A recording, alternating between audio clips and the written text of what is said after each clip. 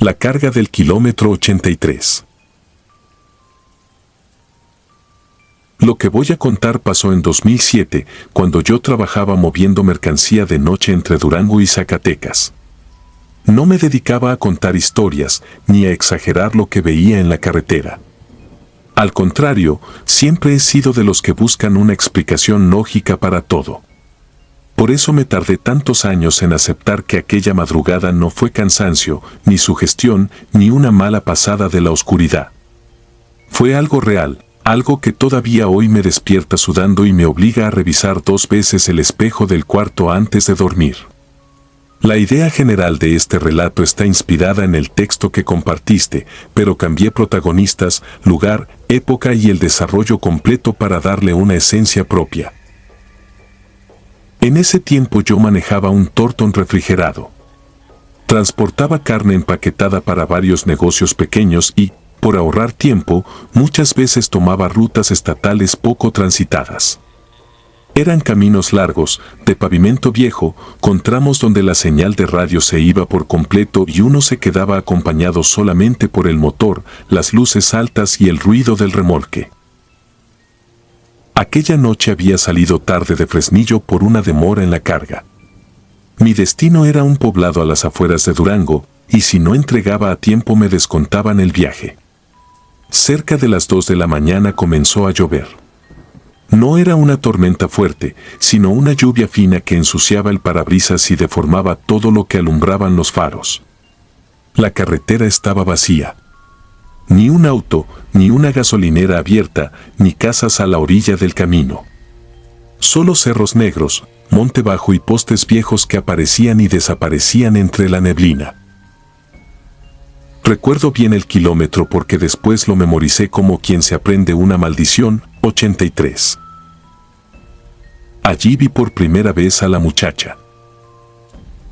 Estaba parada a un lado de la carretera, inmóvil, con un vestido claro pegado al cuerpo por la lluvia. No hacía señas, no gritaba, no parecía nerviosa.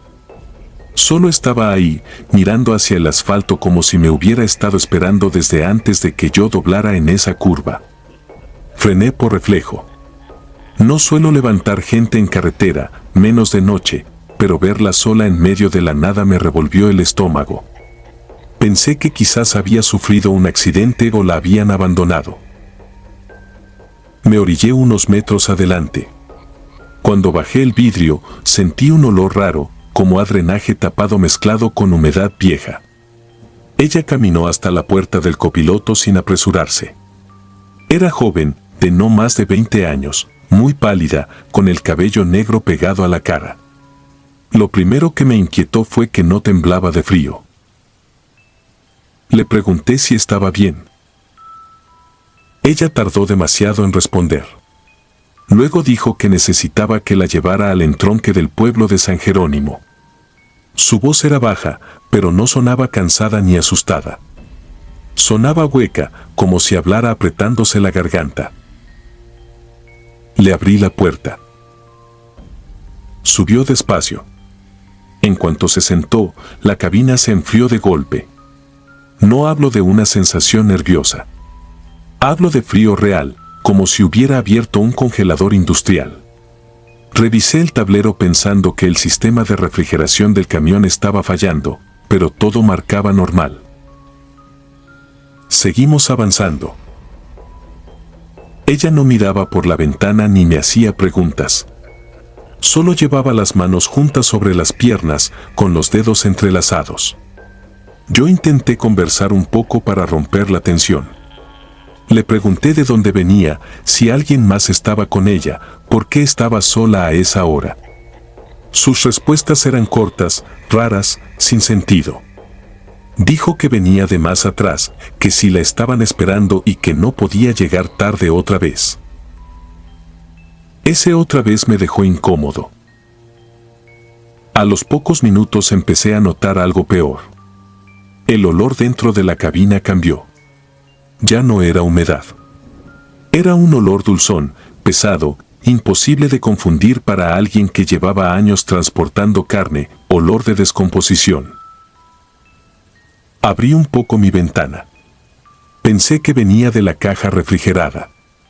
Incluso me orillé para bajar a revisar los seguros. Cuando lo hice, la lluvia ya casi había parado. Fui hacia atrás con la lámpara, alumbré el remolque, comprobé candados, bisagras, temperatura. Todo estaba en orden. Pero cuando regresé a la cabina, ella ya no estaba sentada viendo al frente. Estaba inclinada sobre mi asiento, oliendo el descansabrazos, como un animal. Se enderezó al verme, muy despacio. No dijo nada. Yo tampoco. Subí, cerré la puerta y seguí manejando porque, aunque me avergüence decirlo, en ese momento tuve más miedo de dejarla sola que de llevarla conmigo. Faltando unos 15 minutos para el entronque, vi un retén de la Guardia Nacional. Sentí alivio. Pensé detenerme, pedir ayuda, inventar cualquier cosa. Pero justo antes de llegar, la muchacha dijo la única frase que todavía recuerdo palabra por palabra. No pare, porque ellos no me ven. La piel se me erizó completa. Miré hacia el retén. Había 2 patrullas y 3 elementos bajo una lona. Encendieron lámparas para hacerme la señal de alto. Volteé un segundo hacia el asiento del copiloto y sentí que se me cerraba el pecho. La muchacha ya no estaba. En su lugar, el asiento estaba empapado y hundido, como si hubiera llevado horas soportando un peso muerto. Frené de golpe. Uno de los guardias se acercó molesto y me preguntó si venía tomado o dormido. Yo apenas podía hablar. Le dije que traía a una muchacha conmigo, que desapareció, que revisaran la cabina. Me alumbraron todo. No había nadie. Uno de ellos notó el olor casi de inmediato. Me pidió abrir la caja. Cuando rompimos el sello y levantamos la puerta del refrigerado, entendí por qué aquella mujer me había dicho que no llegara tarde otra vez. No traía la carga completa. Hasta el fondo, detrás de varias cajas movidas del lugar, encontraron el cuerpo de una mujer joven, hinchado por el frío y por los días. Tenía un vestido claro, cabello negro, la misma cara, la misma palidez, la misma expresión vacía con la que había subido a mi camión en el kilómetro 83. La policía descubrió después que en la central de carga alguien había metido el cadáver entre la mercancía para sacarlo del estado sin levantar sospechas. Nunca supieron quién fue. A mí me investigaron durante meses. Perdí el trabajo. Perdí el sueño. Perdí también la costumbre de manejar de noche. Lo peor no fue el hallazgo. Lo peor vino después. Cuando fui a recoger mis cosas del camión, ya liberado por las autoridades, encontré algo en el asiento del copiloto, una marca de mano hecha con barro seco, pequeña y delgada, como si alguien hubiera apoyado la palma desde adentro antes de bajar. Y debajo, cosido entre el asiento y el freno de mano, había un mechón de cabello negro todavía húmedo. Desde entonces no vuelvo a detenerme por nadie en carretera. Porque a veces pienso que aquella muchacha no quería que la salvara. Quería asegurarse de que yo la llevara, por fin, al lugar donde la habían dejado muerta.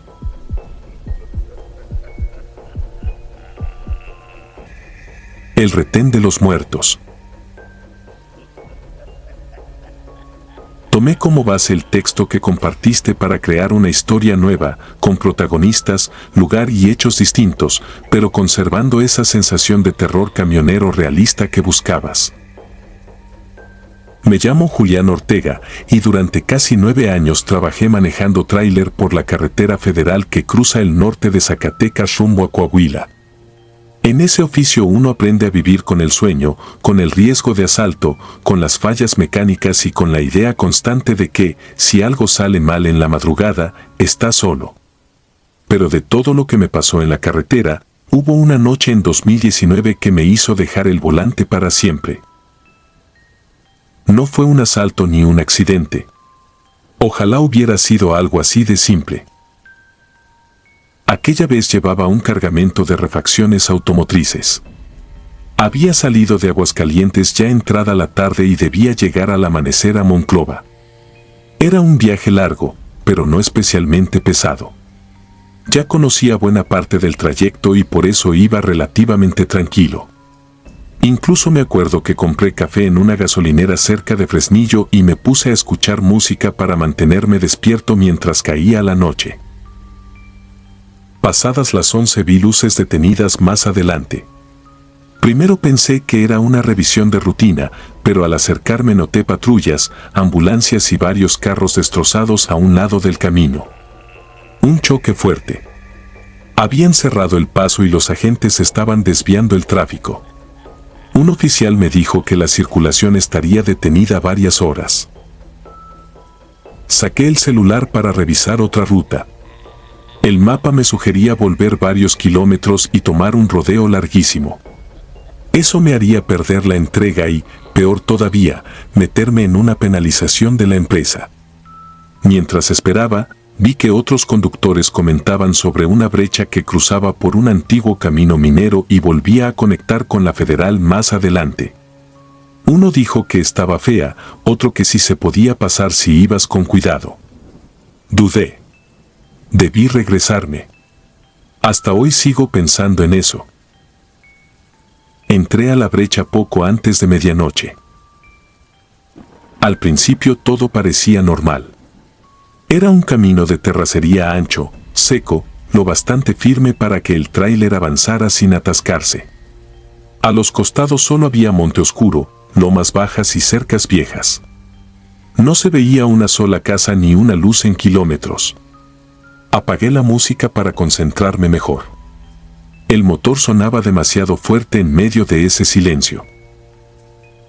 15 minutos después perdí la señal del teléfono. Eso me inquietó, pero no me detuve. Seguí avanzando pensando que en cualquier momento volvería a salir a la carretera. Lo raro fue que el camino empezó a hacerse más angosto y, sin darme cuenta, la negrura alrededor se volvió distinta. No sé cómo explicarlo. No era solo la oscuridad normal del monte. Era como si la luz del camión no alcanzara. Como si el camino se estuviera tragando el alcance de los faros. Fue entonces cuando vi el retén. Había 2 tambos oxidados a mitad del paso, una cadena tirada en el suelo y una caseta de concreto pequeña, como de vigilancia abandonada. Frente a ella había 3 hombres con chalecos reflejantes. Uno me hizo señas con una lámpara para que me detuviera. Lo primero que pensé fue que tal vez era seguridad privada de alguna mina o de un rancho. Me frené. Los 3 se acercaron despacio. Llevaban gorras, botas, pantalones de trabajo. Todo parecía normal, salvo por una cosa, ninguno levantaba bien los pies al caminar. Se deslizaban apenas sobre la tierra, como gente agotada o herida. Bajé un poco la ventanilla. El hombre que quedó a mi lado me pidió papeles con una voz muy baja, áspera, como si tuviera la garganta llena de polvo. Le dije que iba de paso, que solo buscaba reincorporarme a la federal. No respondió enseguida. Se quedó mirándome. Y entonces la luz del tablero le pegó de frente. No tenía ojos. No es una forma de decirlo. No los tenía. En las cuencas había una oscuridad hundida, húmeda, como carne vieja. Sentí que el cuerpo se me vació por dentro. Quise subir el vidrio, pero otro de los hombres ya estaba del lado del copiloto, sonriendo. Tenía la mandíbula partida hasta casi la oreja, como si se hubiera muerto en un golpe brutal y luego lo hubieran parado otra vez. El tercero alumbró hacia la caja del tráiler y dijo algo que nunca se me va a olvidar. Aquí no traes lo que nos debes. No gritaron. No amenazaron. Eso fue lo peor. Hablaban como gente haciendo un trámite pendiente. Metí reversa de golpe. La unidad se sacudió, tronó la transmisión y estuve a punto de apagar el motor. Escuché algo pegar en la puerta. Luego otro golpe en la caja. Apreté el acelerador con una desesperación que no le conocía a mi cuerpo. El tráiler tardó unos segundos eternos en reaccionar, pero al final empezó a retroceder. Uno de ellos quedó enfrente de los faros. Lo vi perfectamente. El chaleco reflejante estaba empapado de sangre seca y debajo traía colgando un gafete metálico de una empresa de transporte. Era mi nombre. No mi apellido solamente. Mi nombre completo. Julián Ortega Velasco. Sentí un frío tan brutal que pensé que me había dado algo ahí mismo. Giré el volante como pude, me salí del camino, levanté piedras, casi vuelco la caja y logré dar la vuelta. Ya no vi a los tres hombres correr ni seguirme. Solo veía por el espejo la caseta cada vez más lejos y aquella lámpara moviéndose, despacio, como despiden a alguien que ya se va con ellos. Tardé casi 40 minutos en volver a la Federal. Cuando recuperé señal llamé llorando a mi esposa. No me reconoció la voz al principio. Llegué a Monclova al amanecer, entregué la carga y renuncié 2 días después. Meses más tarde, platicando con un mecánico viejo en Saltillo, salió el tema de los caminos mineros cerrados. Le conté por encima lo que me pasó. El hombre se quedó callado y luego me dijo que en 2017, por esa misma brecha, encontraron un tráiler incendiado con el chofer adentro. Según él, al pobre lo habían confundido con otro transportista que debía dinero a gente pesada. Le pregunté el nombre del chofer. No quiso decírmelo. Solo me miró con lástima, como si ya lo supiera. Desde entonces no manejo de noche. Ni siquiera en carretera corta. Y hasta el día de hoy, cada vez que recuerdo aquel gafete colgando del cuello de esa cosa, sigo pensando lo mismo. Tal vez aquella noche no escapé de un retén.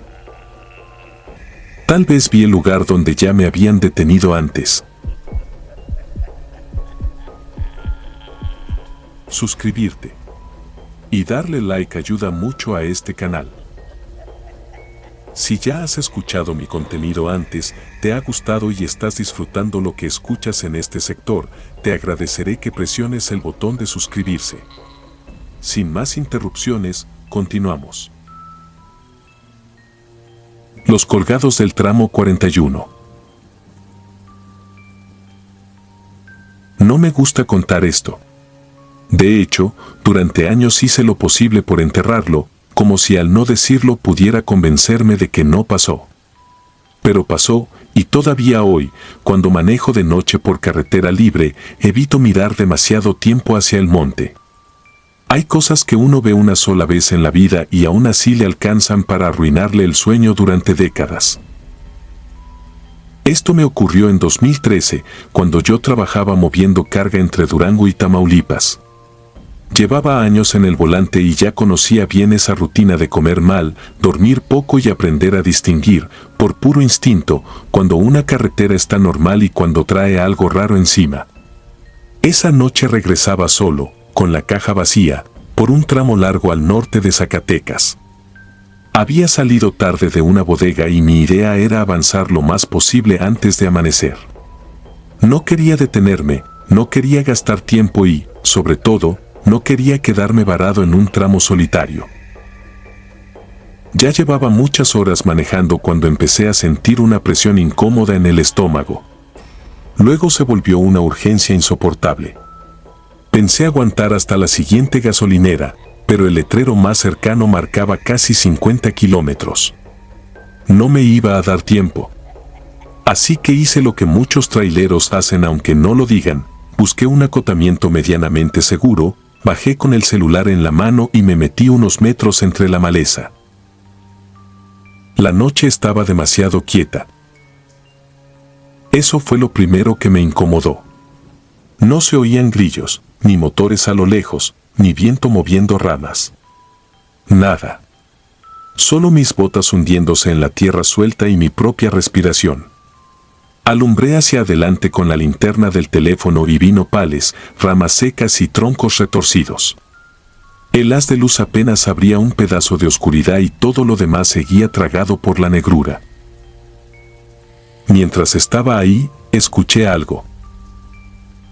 No fue un grito. Tampoco un lamento claro. Fueron voces bajas, como dos hombres hablando entre dientes, muy al fondo del monte. Me quedé quieto. Pensé que tal vez eran migrantes, o gente escondida, o peor. En esos años uno no podía descartar nada. Apagué por reflejo la linterna, como si así pudiera escuchar mejor, y entonces lo oí otra vez. ¡Ayúdenos! Lo escuché tan claro que se me erizó todo el cuerpo. Volví a encender la luz y alumbré hacia donde venía la voz. No se veía nadie. Di 2 pasos hacia adelante, luego otros 2. Sé que suena estúpido. Hoy yo mismo no entiendo por qué me metí más. Pero en ese momento sentí algo muy raro, una mezcla de miedo y obligación. Como si irme sin revisar fuera a abandonar a alguien herido. Pregunté quién andaba ahí. Nadie respondió. Avancé más despacio. El terreno se volvió más cerrado y los árboles más altos. La tierra olía a humedad vieja, a hojas podridas, aunque no había llovido. Entonces escuché un sollozo.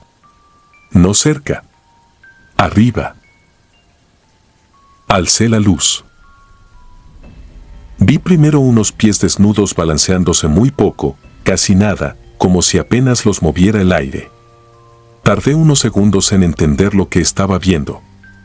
Luego subí más la linterna y apareció el resto. Un muchacho colgando de una rama gruesa, con la cabeza ladeada, el pecho abierto de varias cortadas negras. A 2 metros, en otro árbol, había otro cuerpo. Sentí que se me aflojaron las piernas. No grité en ese momento. Lo que hice fue quedarme inmóvil, como si mi cuerpo hubiera dejado de obedecerme. Los dos estaban golpeados, descalzos, casi sin ropa. No parecía un suicidio. Parecía un mensaje. Uno de ellos tenía la cara tan hinchada que apenas conservaba forma humana, pero el otro tenía los ojos abiertos. Directamente hacia donde yo estaba. Y entonces volvió a oírse la voz. Aquí. No salió del monte. No salió del camino. Salió de arriba. Yo sé lo que escuché. Lo sé aunque nadie me crea. Corrí. Corrí sin dignidad, tropezándome con piedras, golpeándome con ramas, con el corazón tan fuerte que pensé que me iba a desmayar antes de llegar al tráiler. Cuando subí a la cabina, cerré los seguros con manos temblorosas y encendí el motor sin siquiera acomodarme bien. Arranqué patinando tierra. Manejé varios kilómetros sin mirar los espejos. En una gasolinera, ya más adelante, hice una llamada anónima desde un teléfono público. Di la ubicación como pude, inventé un nombre y colgué. No quise quedarme, no quise esperar preguntas. Lo único que quería era llegar a mi casa y meterme bajo techo antes de que amaneciera. Pero lo peor no terminó ahí. 2 noches después, ya en mi cuarto, me despertó el sonido de algo golpeando la ventana. Pensé que era una rama. Me asomé apenas, moviendo la cortina, y vi a un hombre parado afuera, en la calle. Estaba inmóvil, mirando hacia mi casa. No distinguía bien su cara, pero sí una cosa, estaba descalzo. No volví a verlo cuando prendí la luz exterior. A la semana siguiente busqué noticias locales. No encontré nada. Ni una nota, ni un reporte, ni una mención. Como si aquellos dos nunca hubieran existido. Como si el monte se los hubiera tragado de nuevo después de enseñármelos. Desde entonces cargo con una idea que me enferma cada vez que la pienso. Tal vez esas voces no pedían que los salvara. Tal vez querían que alguien los encontrara antes de seguir colgados. Antes de seguir solos. Y a veces, en ciertos tramos desiertos, cuando bajo la velocidad porque creo escuchar algo fuera de la cabina, me vuelve ese susurro al oído, gastado pero clarísimo, como aquella noche. No dice ayúdame. Dice, ya nos viste. Inspirado en el texto que compartiste, pero reescrito con trama, protagonistas, lugar y detalles distintos para darle una esencia propia y más inquietante.